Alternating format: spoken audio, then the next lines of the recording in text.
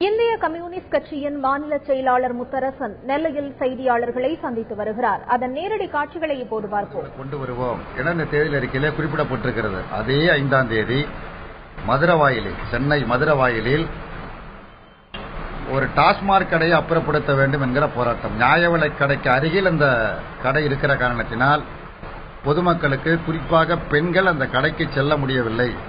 குடிகாரர்கள் அங்கே குடித்துவிட்டு கலட்டா செய்கிறார்கள், வம்பாக இருக்கிறது. அதே மாதிரி பேருந்து நிலையம் அருகில் இருக்கிறது.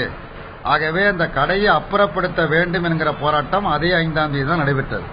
அப்படி போராட்டம் நடைபெற்ற பொழுது இந்த போராடிய அந்த மக்களின் மீது தமிழக காவல்துறை உண்மையில் காட்டுமிராண்டித்தனமான தாக்குதலை நடத்தியதை தொலைக்காட்சி வாயிலாக நீங்களும் பார்த்திருப்பீர்கள், நானும் பார்த்தேன்.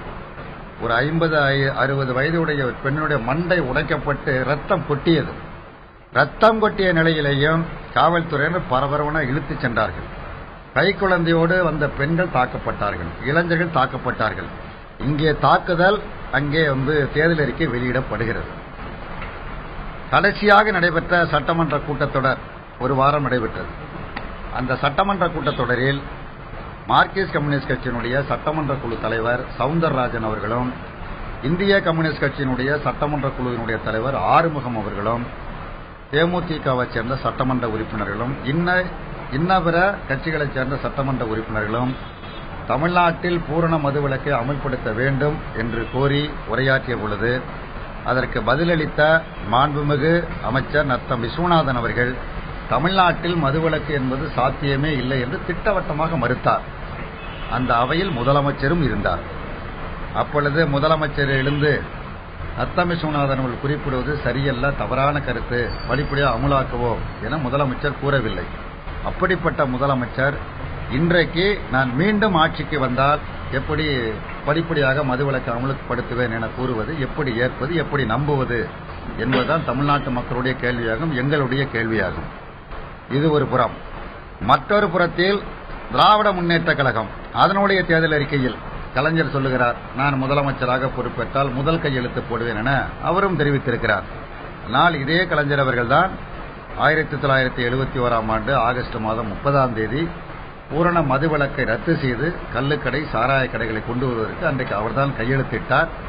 அன்றைக்கு ராஜாஜி போன்ற தலைவர்கள் கலைஞருடைய இல்லத்திற்கு கோபாலபுரம் சென்று, நான் முதலமைச்சராக இருந்திருக்கிறேன், காமராஜர் முதலமைச்சராக இருந்திருக்கிறார், பக்தவச்சலம் முதலமைச்சராக இருந்திருக்கிறார், அண்ணா முதலமைச்சராக இருந்திருக்கிறார், ஆனால் எங்களுடைய காலத்தில் மதுவிலக்கை தளர்த்தவில்லை, அப்படிப்பட்ட தவறான காரியத்தை உங்கள் ஆட்சியில் செய்யாதீர்கள் என்று மன்றாடிய பொழுது கலைஞர் மறுத்துவிட்டார். தமிழ்நாட்டை சுற்றிலும் நெருப்பு எரிந்து கொண்டிருக்கிறது, தமிழ்நாடு என்கிற சூடத்தை எப்படி என்னால் காப்பாற்ற முடியும், ஆகவே நான் மதுவிலக்கு கொள்கையை தளர்த்தி அறிக்கை விட்டார். ஆனால் இப்பொழுது சொல்லுகிறார், இந்த இருவருமே தமிழ்நாட்டு மக்கள் தயாராக இல்லை. மாறாக தேசிய முற்போக்கு திராவிட கழகம், மக்கள் நல கூட்டணி, தமிழ் மாநில காங்கிரஸ் இந்த அணி வெற்றி பெறும். இதனுடைய கூட்டணி ஆட்சியில் பரிபூர்ண மதுவிலக்கு, பூரண மதுவிலக்கு பீகார் மாநிலத்தில் நிதிஷ்குமார் எப்படி கொண்டு வந்தாரோ அதேபோல் தமிழ்நாட்டிலும் பூரண மதுவிலக்கு உறுதியாக அமல்படுத்தப்படும்.